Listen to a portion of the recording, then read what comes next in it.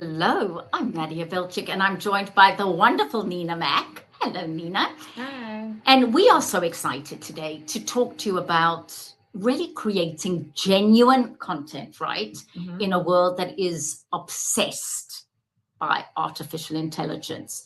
And one of the things Nina does is create this kind of content. So Nina, what do you think is the biggest mistake that you, as an influencer, yes, she is an influencer, are making in terms of building genuine connection? I think the biggest mistake people are making is copying someone else. Honestly, you have to be authentic with yourself and know like who you are, what your niche is, what is it that you want to create, what do you want to talk about. A lot of people mimic what other people are doing, and when you do that, that's the first wrong mistake because what someone else is passionate about may not be what you're passionate about. So if you're copying anybody's way that they're doing things, it may not come off as genuine. Not to say that you can't get pointers and tips of what they are doing, but you can't just copy content because it's not going to bring out your true self. It's not going to be authentic. So there are lots of generation, I call myself a boomer X. So let's say X's who realize that in order to survive this business environment, we have to create content. And Nina, something interesting, and I'm sure many of you who are watching now or are watching our recording can relate to this, is, and I was talking to a friend of mine recently who went, I am a physical therapist. I know that I should be creating content online in order to reach a broader audience. But I don't want to because I don't want to come across as cheesy or sleazy. And that's something, and you can understand that, that none of us want to. I create content all the time, Yes. But I keep saying, and this is because Nina does video for me, and she goes, Nadia, that's okay. Or start with a hook like this. And I say, yes, but does that sound authentic? Does that sound genuine? So what advice do you have to those of us who are reticent about creating video content, even though we know it's going to be good for our business? I would say just try it out. Like that would be the main thing. Like you can never go wrong with just trying out a video. Like a lot of times people are trying to reach for perfection and you're never going to be perfect on whatever it is that you say. The tone may be off.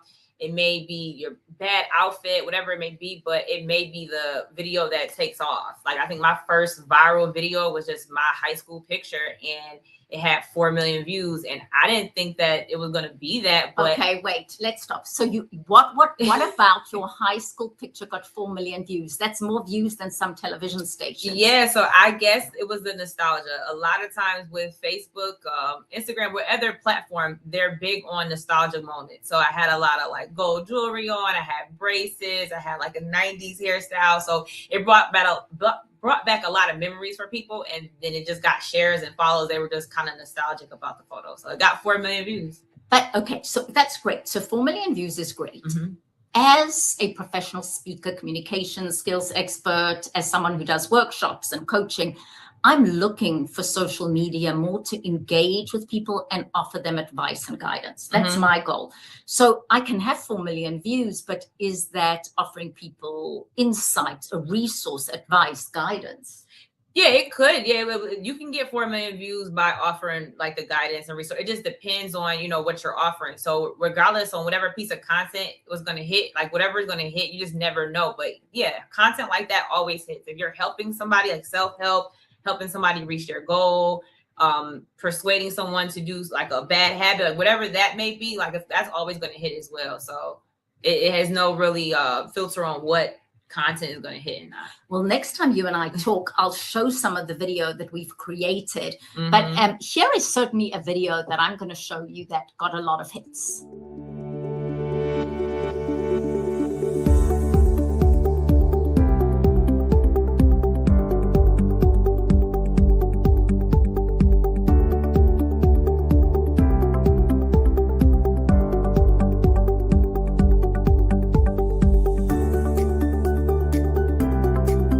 So what is virtual presence and how can you maximize and elevate yours? Well, your virtual presence is how you engage, collaborate, lead, inspire others, motivate others in your virtual world. And there are a couple of things that each and every one of us can be doing as our virtual worlds and our hybrid worlds continue to expand. So if we're looking at being on camera, please remember that you want the camera of your computer screen to be eye level with you. So while now I'm looking into the video camera, if I'm on a Zoom call or a WebEx call or a Microsoft Teams call or whatever platform you use, I want to be looking into my computer camera.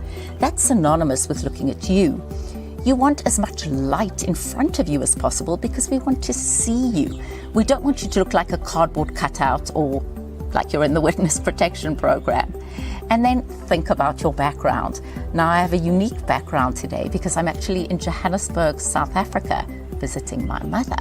And so I've chosen this beautiful garden background. But if you use a virtual background, make sure it's not too distracting. And then be intentional about really connecting with people virtually.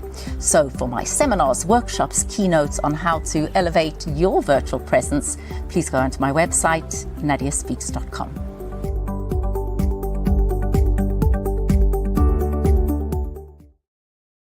So I'm with Mack. We're talking about your virtual presence when it comes to videos per se, right, as we're talking about. And we're talking about, was that video, would you say it doesn't have to be as polished as that? Yeah, it could be anything. Like anything goes viral nowadays. So it's just really more so the algorithm hitting the video, great hook points, great captions, the right platform for the right content. There's so many factors, but it doesn't have to be any specific video type.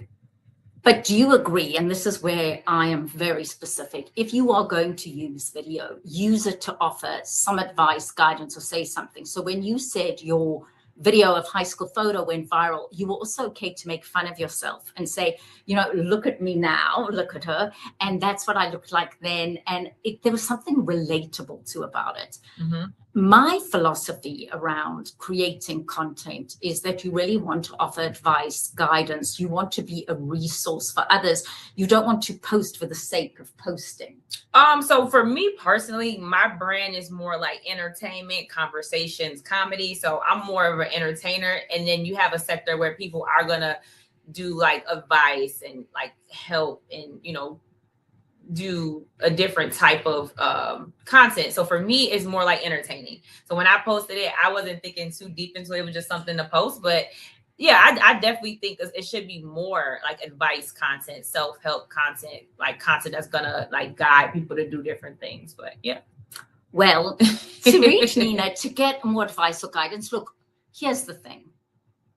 Every single one of us is navigating a rapidly changing world, how people receive news, information, content. And you and I have spoken about this at length, is if you want to be competitive, you need to learn what people are doing, understand what people are doing, and find a way. But to any of you who are watching it, and my purpose today was to say, you've got someone like Nina who's approaching it in a very specific way. Would you have thought 10 years ago that you would be this influencer? I actually have. I did think that. I felt like when I was like young, I've always knew that I was gonna like do entertainment, media, all of that. So I've definitely had an idea, but I never thought it would be like this. Like there's a lot different now, but.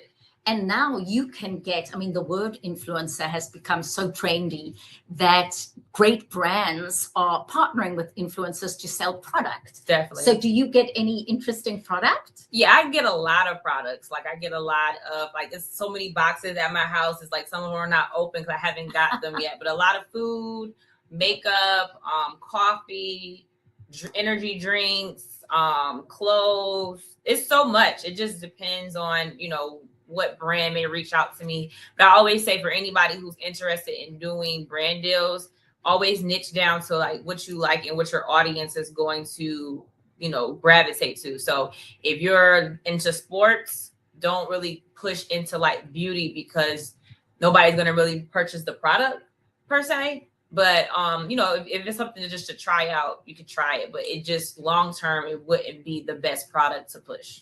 So let's talk about makeup for being on camera.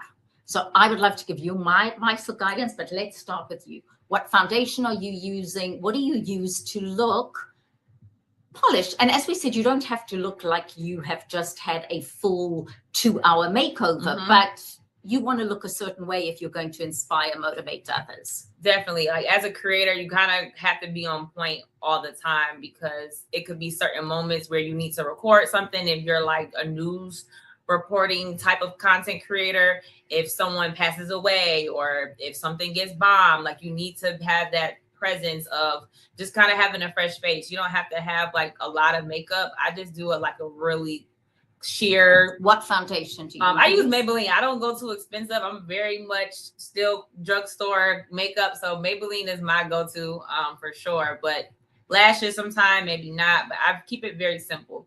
If I'm doing something where I know I'm recording or I'm going to an event, that's when I'll do a full face glam. But something very simple, liner, a quick little powder, and that's it. You look very glad. My tip is always, again, it's personal, so I'm not being prescriptive, but I do agree with just a good foundation that covers well. I don't wear heavy makeup to go on camera. I do wear my glasses mainly because if I'm looking at notes or script, I need to be able to see them. And I keep a jacket close by. You know, again, it's very personal. I believe, you know, that the more authoritative you want to look, the more structure, proportion, and fit your garment should have. So I can be wearing a t-shirt, but I put on a jacket just because I find it more flattering to me. But you are wearing a very cute white t-shirt with very recognizable stripes, right? Right. And I'm looking at comments and people are saying, you look great. But I think the key to this all is, because so much of what I teach and speak about is confidence.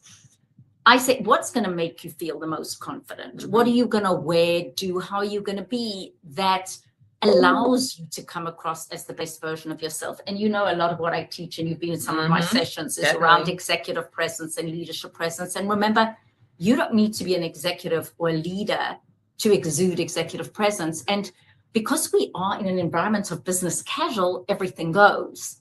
You can be very casual and still, in the way you come across, your energy, offering solutions to problems, being interested in others, being a great team player, you can exude leadership or executive presence. Definitely. So just delighted to talk. I'm looking at the comments, seeing if there are any. We like to hear from you as an influencer, which is why I wanted to talk to Nina Mack today about using video to persuade, influence, and inspire. We have two different generations here with different goals in creating content. But at the same time, and this is my one thought to everybody, is just do it. I speak to people every day who have so much anxiety about doing it. And I'm not saying do it for the sake of doing it. You've got a purpose. You are helping people in terms of, this is great fashion, or this is great makeup. Making people laugh. You're making people laugh. And that's important now. Okay. You're doing things to make people laugh. But if you've got a message, it really is the great equalizer, isn't it? Sure. And that's why I say about genuine connection in an AI world. And if you want to know if Nina and I are real, or if it is just our voice and just our face, what would you say? How could you tell? Well, put it this way. I think if this wasn't genuine, I would probably look a little more polished. Yeah, I feel like AI, they're kind of just like, you know, they're not scratching their head, you know, so definitely. And that's the other thing is, how much AI are you using? So let the conversation continue, but I wanted to inspire you and say, and I always think of Nelson Mandela said this in a different way, and John McCain said it, but it's the concept that courage is not the absence of fear. It's the taking action despite the fear. And if it's something you want to do, go for it. You know, nothing's really stopping you, as long as, my feeling is, as long as you've got a reason for doing it. So Nina, if people want to reach you or talk to you, get more advice or guidance, how do they do that? All platforms is Miss Nina Mack, MS Nina and MACK Mack. And your Mac has nothing to do with the makeup. No. Thank you all for joining us on this lovely, it's Monday, and it can be evening, afternoon, wherever you are. Our goal is to inspire, motivate, invite you into our world and also just give you a behind the scenes look. I've just spent the afternoon creating video, trying to think of advice, guidance, insights about how I can help you. So if you've got any advice from my video or things you want to know, please reach out to me, LinkedIn, message, because a lot of the content I create is around questions that you have asked me. Final thought for the day for people who are interested in trying it but haven't started yet. Just do it. Just do it, like Miss Nadia Bishop says. Just do it. Exactly. Don't let that feeling of discomfort sabotage you. I love this concept, and I'll end with this today, is our brain is so powerful that sometimes we can't differentiate between is it uncomfortable or is it unsafe. So you may feel that it's uncomfortable, but that doesn't mean it's unsafe. And sometimes we override discomfort in order to do things we didn't think we could do. Have a lovely rest of your day, evening, afternoon, wherever you are. And Nina Mack will make us laugh. And hopefully I'll make you connect and think about